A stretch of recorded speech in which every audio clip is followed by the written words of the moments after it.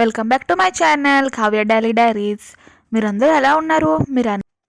మేమైతే చాలా బాగున్నాము. మీరు ఎలా ఉన్నారనేది నాకైతే కామెంట్ సెక్షన్లో కామెంట్ చేసేయండి. మా హస్బెండ్ పాప అయితే స్కూల్కి, ఆయన అయితే ఆఫీస్కి వెళ్ళిపోతున్నారు. టిఫిన్ అయితే తినేసి ఈరోజు లంచ్ చేసేకి అవ్వలేదండి. మా హస్బెండ్ అయితే మధ్యాహ్నం భోజనం తినడానికి వస్తాను ఇంటికి అన్నారు. ఇంకా అందుకని చెప్పి వాళ్ళు వెళ్ళాక అయితే నేను వంట ప్రిపరేషన్ అనేది స్టార్ట్ చేశాను అనమాట. ఈరోజు వంటకు వచ్చేసి ముద్దపప్పు, చారు, పాలకూర, ఉల్లికారం అనమాట. మీరు ఎప్పుడైనా చేసుకున్నారండి ఈ రెసిపీ? నేనైతే సెకండ్ టైం చేస్తున్నాను అనమాట. ఫస్ట్ టైం చేసినప్పుడు అయితే చాలా బాగా వచ్చింది, నాకైతే చాలా నచ్చింది అనమాట. అందుకని ఆ రెసిపీ మీకు చూపించేద్దామా అని చెప్పేసి ఈరోజు చేస్తున్నాను. ముందుగా మనం 2 పాలకూర కట్టలు తీసుకున్నాను. నా వీడియో చూసే వాళ్ళకి ఎవరికైనా ఈ రెసిపీ తెలుసా? తెలిస్తే తెలుసు అని చెప్పి కామెంట్ సెక్షన్లో కామెంట్ చేయండి. ఎంతమంది తెలుసా లేదా అనేది చూస్తానన్నమాట. ఎంతమంది నా వీడియో రీచ్ అవుతుందా అని కూడా నాకు తెలుస్తుంది కదా. తెలియకుంటే నా వీడియో కనుక చూసి మీరు కూడా ట్రై చేయండి. టేస్ట్ అయితే చాలా బాగుంటుంది. పాలకూరను అయితే చాలా శుభ్రంగా మనం కడుక్కోవాలన్నమాట. ముందుగా దానికి ఉన్న వేర్లు ఉంటాయి కదా, అవి అయితే సపరేట్ చేసేసుకొని తర్వాత దాంట్లో ఉన్న గడ్డాకులు ఉంటాయి కదండి, చాలా గడ్డాకులు కలిపేస్తారు వాళ్ళు కొంచెం లావుగా కనిపిస్తుంది అని చెప్పి అవన్నీ తీసేసుకోవాలన్నమాట. ముందుగా ప్లెయిన్ వాటర్లో బాగా కడుక్కొని తర్వాత మంచి వాటర్ తీసుకొని దాంట్లో కొంచెం ఉప్పు వేసుకొని కడుక్కుంటే చాలా మంచిదండి. ఎందుకంటే దాంట్లో ఏమన్నా క్రిములు ఉన్నా చచ్చిపోతాయి అన్నమాట మనం ఉప్పు వేసుకొని కడుక్కుంటే. నేనైతే ఆ విధంగానే కడుక్కుంటాను. మీరు కూడా అంతేనా? బాగా కడుక్కోవాలన్నమాట. ఎందుకంటే ఆకుకూరలు అనేవి మట్టికి చాలా దగ్గరలాగా పెరుగుతాయి కదండి. మట్టి అనేవి చాలా వచ్చేస్తుంది. ఇప్పుడు వర్షాలు ఒకటి పడుతున్నాయి కదా, ఇంకా మట్టి అంతా దానికే ఉంటుందన్నమాట. ఇంకా ఈ పాలకూర ఉల్లి కారానికి అయితే మనం పాలకూరని చాలా చిన్నగా కట్ చేసుకోవాలండి. మనం పప్పులో వేసుకునేటప్పుడు కట్ చేసుకుంటాం చూడండి, ఆ విధంగా కాదనమాట. బాగా సన్నగా అనేది కట్ చేసుకోవాలి. ఎందుకంటే పాలకూర ఉల్లిపాయ అనేది మనం మిక్సీ చేస్తాము. ఒకవేళ మిక్సీ చేసాక అదంతా మెత్తగా ఉంటుంది కదా, ఇంకా ఆకుకూరలు అనేవి గట్టిగా కనిపిస్తాయి అనమాట, బాగోదు తినేకి కూడా. అందుకనే చాలా చిన్నగా అయితే కట్ చేసుకోవాలి. ఇంకా ఉల్లిపాయలు తొక్క తీసేసుకొని అలా పెట్టేసుకోవాలన్నమాట. మీకైతే ఒక టిప్ చెప్తాను. ఉల్లిపాయలు కోసేటప్పుడు కంట్లోంచి నీళ్ళు వస్తాయి అనుకుంటాము, అలా రాకుండా ఉండాలంటే ముందుగా ఉల్లిపాయలని సగానికి కోసి దాన్ని వాటర్లో ఒక్క 2 మినిట్స్ ఉంచితే చాలండి. దాంట్లో కన్నీళ్ళు అనేవి రావు. ఇది మా నాన్నమ్మ చిట్కా అనమాట. ఎందుకంటే ఆ ఉల్లిపాయలని మనం అలా నీటిలో వేసామనుకోండి, దాంట్లో ఉన్న ఘాటంతా వాటర్లో కలిసిపోతుంది. మనం కోసేటప్పుడు అంత కన్నీళ్ళు అనేవి రావన్నమాట. ఇంకా ఒకటే టమాటా ఉందండి, ఇంకా టమాటా వేసి చింతపండు చారు చేసుకుందామా అని చెప్పి చేసుకుంటున్నాను.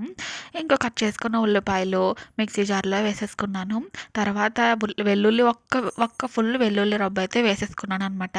ఇంకా 2 వేసేసుకున్నాక కారానికి తగినట్టయితే కారం వేసుకోవాలి. మీ ఇంట్లో ఎంత కారం తింటారనేది దాన్ని బట్టి చూసుకొని కారం వేసుకోండి. మరీ ఎక్కువ వేసుకుంటే పిల్లలు తినలేరు కదా, కొంచెమే వేసుకోండి. ఇంకా వెంటనే మనం మిక్సీ అయితే పట్టేసుకోవాలి. చాలా మెత్తగా అయితే పట్టుకోవాలన్నమాట. ఎందుకంటే మనము పాలకూర చాలా సన్నగా కోసుకున్నాము, ఇది కూడా బాగా మిక్సీ పట్టేసుకోవాలి. ఇంకా మా చింతపండు అయితే బాగా ఉడికిపోయిందనమాట, టమాటాలుని. ఇంకా దాంట్లో వాటర్ అయితే వేసేసుకున్నాను.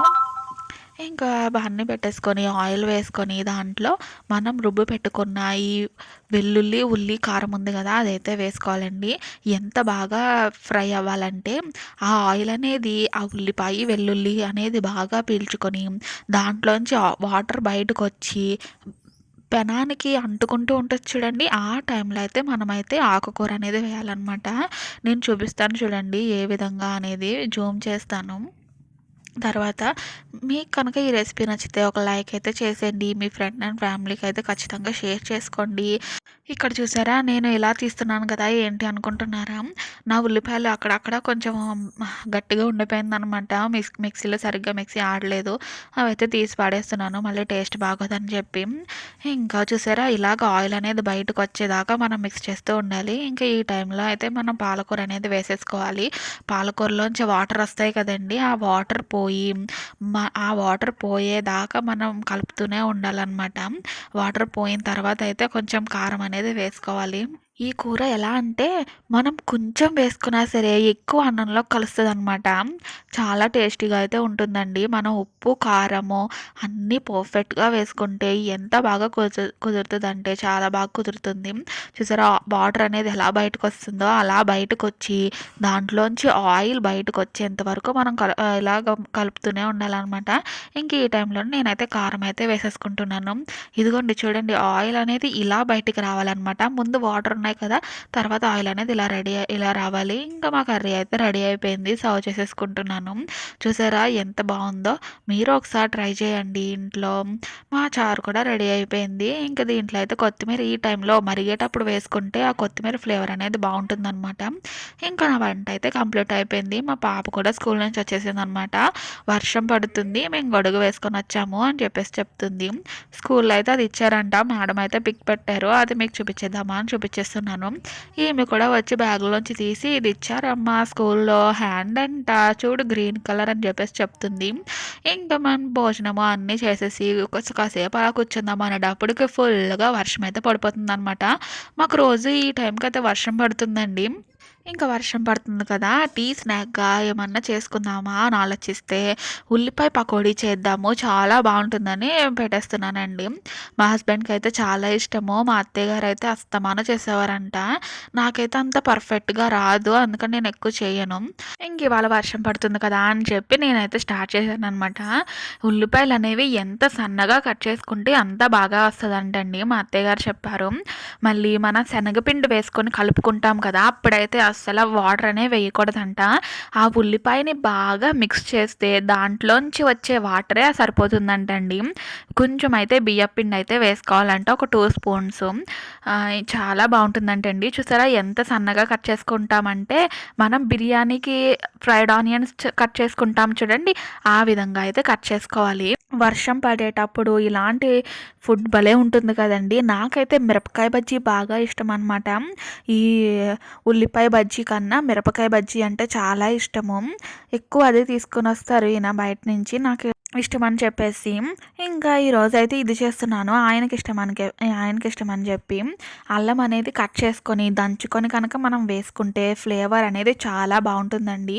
మా ఇంట్లో అయితే ఇది ఉందనమాట దంచేది. మా అత్తయ్య గారైతే కొనిపెట్టారంట ఫస్ట్‌లో.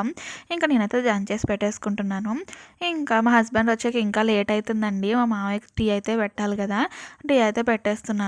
ఆయన వచ్చాక మేమిద్దరం అయితే తాగుతాము. ముందైతే మా మామయ్య గారికైతే ఇచ్చేయాలని ఇదైతే పెట్టేస్తున్నాననమాట. చాలా టైం అయిపోయిందండి ఇప్పటికే. వర్షం పడుతుంది కదా! ఇంక అలా చూస్తూ ఉన్నాననమాట. ఇంకా ఈ పకోడీ కూడా రెడీ చేసేస్తున్నాను. ఒక వాయి అనేది ఏసేస్తే మా మామయ్య గారికైతే ఇచ్చేయొచ్చు కదా! ఆయనైతే తింటూ ఉంటారు. ఈయన వచ్చాక ఇద్దరం కలిసి తిందామా అని చెప్పేసి అనుకున్నాననమాట. మీరైతే వర్షం పడేటప్పుడు ఏ స్నాక్ ఇష్టపడతారు? మిరపకాయ బజ్జీయా? పకోడీనా? మేమైతే పకోడీ ఇష్టపడతాము. నాకైతే మిరపకాయ బజ్జీ ఇష్టము.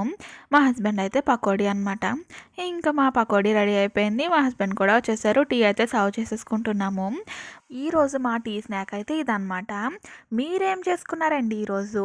మీకు వర్షం పడేటప్పుడు ఏది ఇష్టము? మిరపకాయ బజ్జీయా? పకోడీయా? కామెంట్ చేసేయండి. ఓకేనండి. బాయ్ అండి. నెక్స్ట్ వ్లాగ్‌లో కలుసుకుందాం.